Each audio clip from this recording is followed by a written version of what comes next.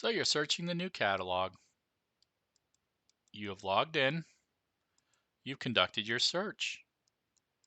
You found the item you want to check out. However, there's no place request button. What do you do? Well, don't get mad. And don't be sad. And there's no need to scream. I'm here to show you a really cool library hack to find that place request button. The reason why there's no place request button is that this search is being conducted from the Odin search.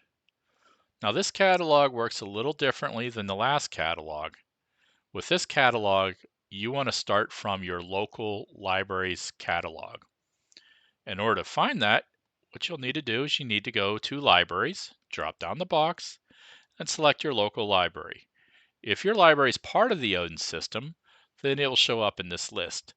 If you're using a North Dakota State Library card, then select North Dakota State Library. Now when you conduct your search, you'll notice that we are still in the State Library catalog, but if we drop down Expand Your Search, we are in all Odin libraries. And if I conduct the search again, I now have a place request button. And so if you ever run into a situation where there is no place request button, make sure that you're going from the local library. Also make sure that you're signed in. And that is my cool hack for the day.